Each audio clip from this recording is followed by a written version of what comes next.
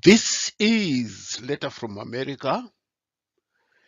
Today's topic: the Chinese will make 40 billion US dollars from a lithium mine bought from two Zimbabweans for 44 million US dollars. And Mnangagwa called it a good deal. Two Zimbabweans sold a lithium mine to an Australian for 44 million US dollars. The Australian sold this mine to the Chinese for 422 million US dollars. The Chinese plan to extract 17,000 tons of lithium from this mine, and they will make 40.8 billion US dollars in sales. And Mnangagwa called this a good deal. This was revealed by a top ZANU-PF official, Victor Matemadanda, who is currently Zimbabwe's ambassador to Mozambique. Matemadanda is regarded as a free thinker, just like the late Edison Zobo, who never stopped criticizing ZANU-PF leadership, especially Mugabe. The late Zobo openly criticized the propaganda that Mugabe had more than 10 academic degrees. Zobo would say all the academic degrees are bachelor's degrees and no more, implying that having more than 10 bachelor's degrees did not elevate you beyond the bachelor's. And Zobo would be heard saying, one bachelor's degree plus one bachelor's degree plus one bachelor's degree is still a bachelor's degree. Zobo also criticized women who wore dresses with the pictures of Mugabe all over. One day, Zobo said, I fail to understand why a married woman should carry the picture of Mugabe on her dress just over the crotch. He wondered how these women's husbands could live with such kind of a dress. In 1999, another firebrand politician, the war veteran Margaret Dongo, also called ZANU-PF members of parliament Wakadzi wa Mugabe, or Mugabe's wives. She later explained they had agreed upon themselves, that is the ZANU parliamentarians, to oppose Mugabe's policy. But when Mugabe showed up, none of them did. They all rose and heaped praises on Mugabe. And Margaret Dongo wondered, what is the matter with these ZANU members of parliament? That same question can be asked today about the ZANU-PF members of parliament. Matemadanda follows the tradition of free thinkers in ZANU-PF, namely Edison Zobo, Margaret Dongo. Unfortunately, and as a matter of fact, ZANU-PF has very few free thinkers. And this is why Margaret Dongo called them Mugabe's wives. In an audio that has gone viral on the internet. Matema Danda is heard to be saying that ZANU-PF is treating Zimbabweans exactly the same way Ian Smith treated the Zimbabweans. It is now very common and routine for Zimbabweans to say life under Ian Smith's Rhodesia was far better for Africans than under Mugabe and Mnangagwa. And in that audio that has gone viral, Matema Danda is challenging anybody to refute what he has said. Matema Danda says ZANU-PF is using politically motivated violence to win elections. He said ZANU-PF members are reveling on rumors and lies. They live the life of rumors and lies. He warned that there will be dire consequences for this kind of behavior. And one of these consequences is that Zimbabweans have massively rejected ZANU-PF. Matema Danda said ZANU-PF is failing to give Zimbabweans positive messages of hope, and their lies are suffocating the people. He said ZANU-PF is now thriving on falsehoods. They fail to realize that what is needed is for all Zimbabweans, regardless of party affiliation, to join hands in rebuilding Zimbabwe. In a very obvious reference to Triple C led by Nelson Chamisa, Matema Danda said ZANU-PF's politically motivated violence against Triple C was like beating a dead dog. ZANU-PF's propaganda of lies has been that Triple C is now a dead party with no support compared to ZANU-PF. Matema Danda asked, "No one kicks a dead dog. When someone kicks a dead dog, he knows very well that that dog is alive and it bites. If the dog was truly dead, he would walk away and not bother it.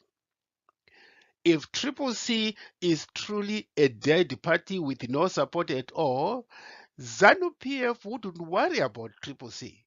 They would leave Triple C to die its own natural death.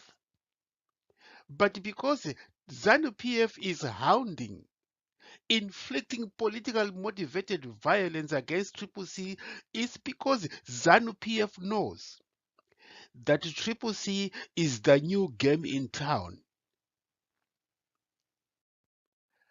ZANU-PF internal communication also shows that the party is aware that it has lost support in Zimbabwe. The cell audit conducted in June this year led the party officials to conclude that it is ZANU-PF, not Triple C, that is dead. Matema Danda reinforced this by saying ZANU-PF is now using force to get people to attend its rallies. Matema Danda asked, "What kind of a rally is this where you force people not only to attend but even to cheer the speaker?" ZANU-PF's campaign strategy does not include persuading people to vote or vote for their president. ZANU-PF campaign speeches are nothing but endless recriminations and threats of violence. Matema Danda accuses ZANU-PF officials of having an inflated ego. He said they are using propaganda about ZANU-PF. He said the age of propaganda expired in 1979. Members who are today spewing propaganda and lies that ZANU-PF had a military victory in its war of liberation know nothing about that part of our history. He asked, If ZANU-PF had won militarily, why did ZANU-PF go to Lancaster House in London to negotiate terms for its independence? Matemadanda implied this, that ZANU-PF propaganda was a distraction from the problem that ZANU-PF has brought in to Zimbabweans. Corruption and looting are now prevalent in ZANU-PF, and this party, this Dizzy Pachinoi party, does not want to talk about corruption and looting. All they want to do is to spew the discredited propaganda and the discredited sanctions. The widely published story about Zimbabwe's Miners Federation President Henrietta Rushwaya, who was arrested, tried, and acquitted on charges of offering a bribe to an official at the Robert Mugabe International Airport after she was intercepted carrying 6 kg of gold in 2020, was the latest in an unending acts of looting. But Matemadanda warned that the Henrietta Rushwaya case was just the tip of the iceberg. In the story of Julius Caesar, Mark Antony, Julius Caesar's friend, said, "The evil that people do will live after them." In Shona Tinoti, the saying "Moswa haiwori," and this reflects the firm belief that no one will get away with murder. It may take a long time, but it will catch up with you. And that is the message Matemadanda is sending to these ZANU-PF thugs. The Nigerians have a saying that if you kill a man today, his son will come after you tomorrow. And this was a clear warning to ZANU-PF violence, namely that those who kill to satisfy political ambitions will sooner or later face the force of vengeance. The vice president for the Triple C, Lynette Karenye Kore, and the national vice chair for Triple C, Job Sikala, who is languishing in jail on trumped-up charges, repeatedly warned the ZANU-PF perpetrators of politically motivated violence that they will meet the wrath of the spirits or justice one way or the other. And for saying that, Job Sikala was thrown in jail. But he was telling the truth that everybody knows, that you cannot get away with murder. And now Matemadanda has said there will be a day of reckoning for all the thieves and looters and criminals and thugs in the ZANU party. He asked, what happened to the missing 15 billion US dollars from the Chiazwa mines? Who mined those diamonds? Who was in control of the mining operations in Chiazwa? What about the lithium mine? 2 Zimbabweans found the lithium mine and sold the 87% of the mine to an Australian for $44 million. This Australian businessman sold that same lithium mine to the Chinese Jiangnan Wow Cobalt for 422 million US dollars. And the irony of it all is President Mnangagwa authorized the deal, and he called it a good deal. Matema said he found it absolutely crazy that the Zimbabweans would sell a lithium mine to an Australian for 44 million US dollars, and the Australian sold it to the Chinese for 422 million US dollars, a deal that the president said was a good deal. Lithium is currently selling at 17,000 US dollars per ton. China will mine 2.4 million tons of lithium every year, and that amounts to $40.8 billion that the Chinese will get from selling a mine that was sold selling the lithium um, from a mine that was sold for only $44 million. Lithium is used in disposable as well as rechargeable batteries, as well as cell phones. So lithium can also be used to make cell phones. So lithium is a product that is in very high demand, and the Chinese are going to make a killing. They are going to earn more than $40 billion. This means when Zimbabwe needs lithium to make batteries or cell phones, it will have to buy from China that same lithium, said Matema. In anticipation of a question why he was criticizing his own party, Matema said, supporting a party is not just voting for the party. It is criticizing the party when something wrong. Criticizing the party does not mean you do not support the party. Supporting the party does not mean and should not mean you become a yes man or a yes woman to everything that party does. Matema said you must engage in constructive criticism. It comes from the people in the system, that constructive system criticism.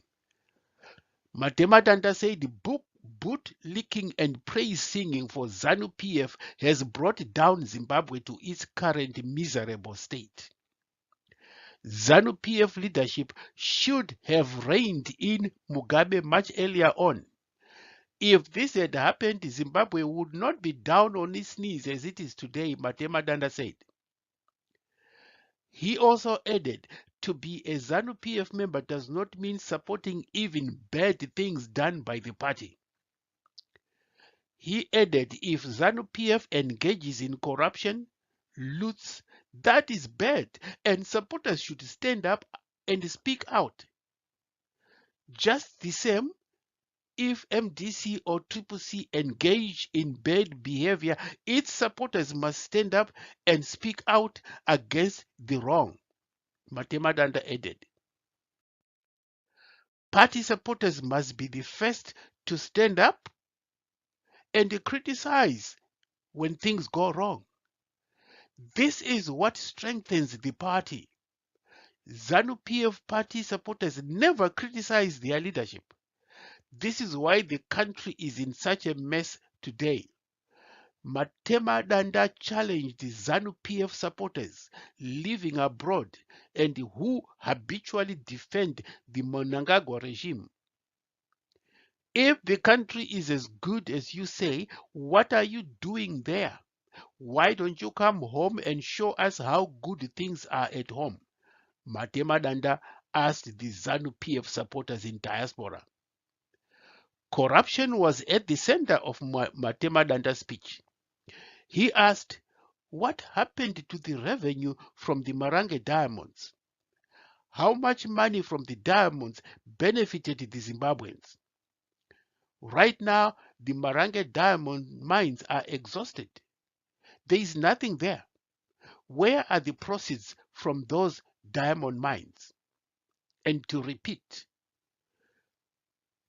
uh, more than 15 billion US dollars from the Marange diamond cannot be accounted for. Nobody knows what happened. Matemadanda said ZANU-PF did some good things as well as bad things. But ZANU-PF did a lot more bad things than good things. In fact, you would need a microscope to find the good things ZANU-PF did. Just how many bad things did ZANU-PF do to Zimbabwe in the past 4 years, 42 years since independence? Well, let us see. Today, Zimbabweans are broke. Unemployment is at an all-time high of 95%. But ZANU-PF considers a university graduate selling airtime employed. ZBC, the only broadcast in the country, is broke. National Railways of Zimbabwe is broke. ZESA is broke. NASA is broke. Zinara is broke. Schools are broke. Hospitals are broke. The army is broke. The ZRP is broke. Embassies, Zimbabwe's embassies abroad are broke. They can't even afford to buy a Zimbabwe flag. Air Zimbabwe, as somebody says, the church in Marasha. Air Zimbabwe is broke. The only good thing that ZANU-PF did was ZANU-PF is very rich. If you can call that a good thing. What is also broke is the argument that sanctions have caused all the problems in Zimbabwe today. That is what ZANU-PF propagandists say. Matemadanda set the record straight that sanctions against Mnangagwa, Mugabe, and ZANU-PF are because of human rights abuse and the lack of respect for the rule of law in Zimbabwe. That is what has brought sanctions. Despite all those diatribes about sanctions, Zimbabwe's first ever satellite, the so-called ZimSat-1, has been launched in the United States thanks to the United States Space Agency that facilitated the launch of Zimbabwe's Satellite 1. So much for the talk about sanctions. What exactly this satellite will do is anybody's guess, given that Zimbabwe is so helplessly broke. The reason why sanctions will remain was abundantly clear a few days ago when ZANU-PF thugs descended on a press conference convened by CCC. They grabbed the party banners. Police were present. The police did not do anything because the police are under strict instructions not to arrest ZANU-PF thugs, but to arrest CCC if any member of CCC had tried to resist this hooliganism by the ZANU-PF barbarians. But ZANU-PF disrespect for the rule of law goes more than 30 years back. Matemadanda said while ZANU-PF did a good thing to seize land, they did it in a wrong way. The ZANU-PF did not take the land the way ZANU-PF had planned. Mugabe, at that time Prime Minister, had in the 1980s talked about an orderly land redistribution using the legislative process. But that is not the way it happened. Matemadanda said ZANU-PF seized the land the wrong way because of the emergence of the MDC under Tsvangirai as a powerful political force in 1919. The MDC slogan at that time was "Land to the people, not to the politicians."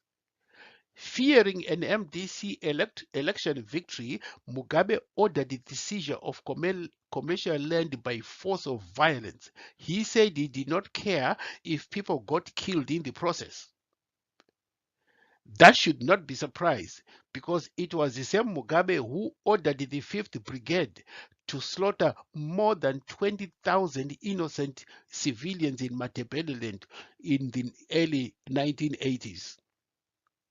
The ZANU-PF supporters whom Mugabe dispatched, and that was the irony of this land seizure. The same supporters whom Mugabe dispatched to seize the land by force did not get the land. Some of them have nothing even to this day. Each time they seized a farm, they were told it should be given to the top ZANU chefs or officials. The results of this chaotic land seizure was the people who grabbed the farms did not get them, Matema Danda said. The campaign was that white commercial farmers owned multiple farms, and that it should be one farmer, one farm. But when the farms were seized, government ministers became multiple farm owners. Matema Danda said, what ZANU-PF prevented white farms ownership is what top ZANU-PF officials are doing today. It's true the seizure of white commercial farms brought about sanctions, but that was not the reason for sanctions. It was human rights abuse. Matema Danda said Ian Smith was also sanctioned because of human rights abuse.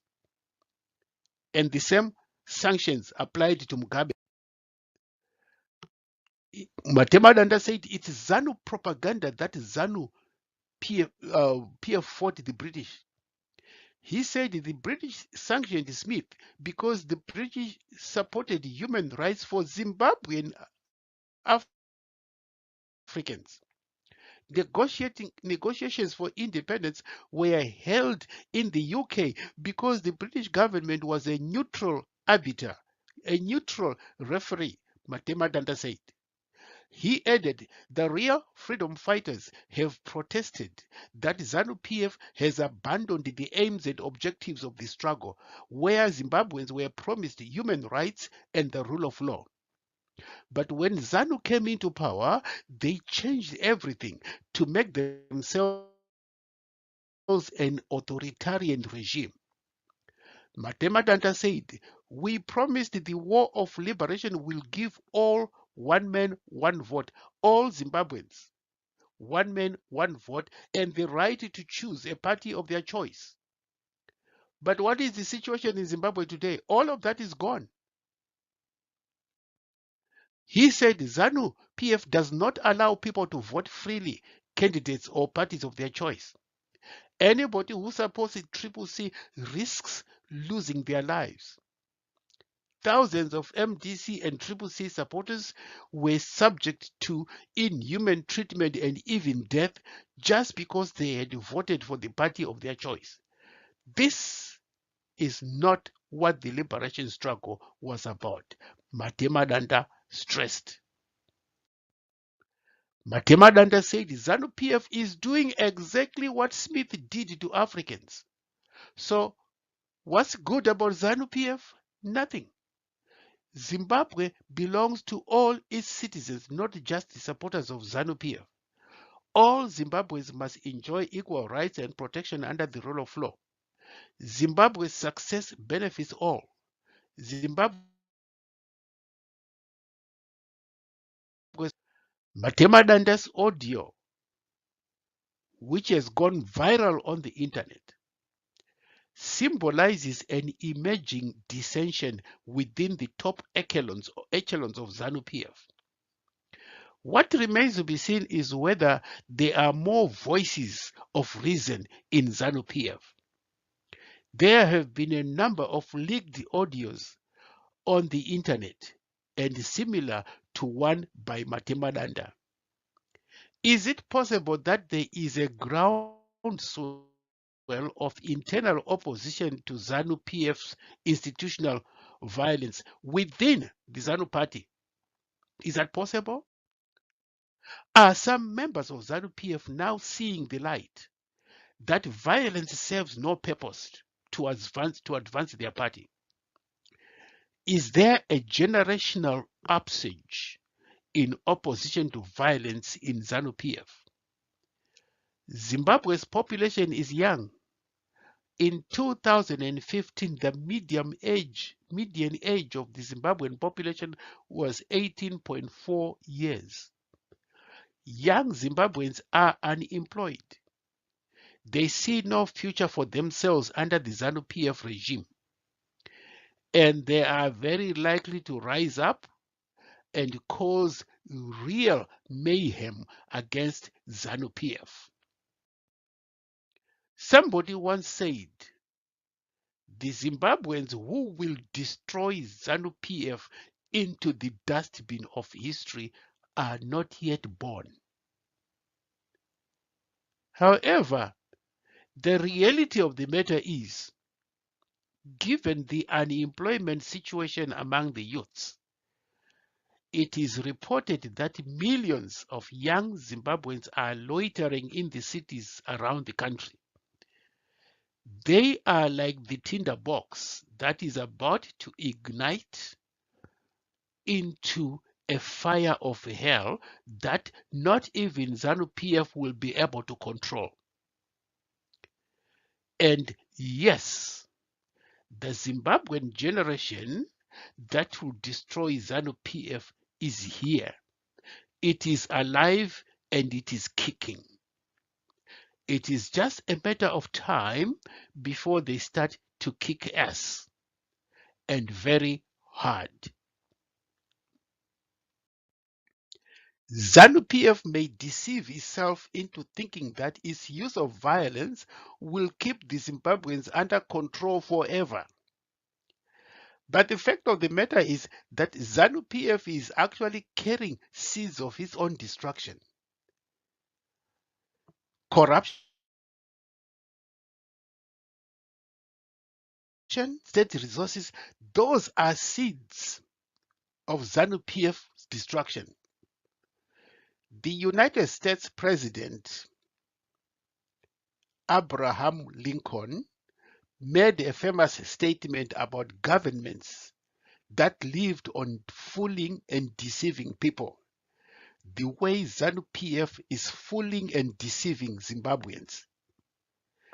This is what Abraham Lincoln said. All the time. You can also fool all people some of the time, but you can never fool all the people all the time. And the Zimbabweans have a very wise saying too, "Ridemanjanga hariputirwe," which means that the truth will eventually come out, no matter how much you try to hide it. Demonstration breaks out against ZANU-PF, these Desiree Pachinoans will have no one to blame but themselves. And the ZANU-PF Central Committee report has made that clear. The party has lost the support of the Zimbabweans because the party is trying to fool everybody all the time. Something completely impossible, as Abraham Lincoln once said. This concludes today's broadcast of Letter from America, a weekly in-depth analysis of the situation in Zimbabwe. Thank you for listening.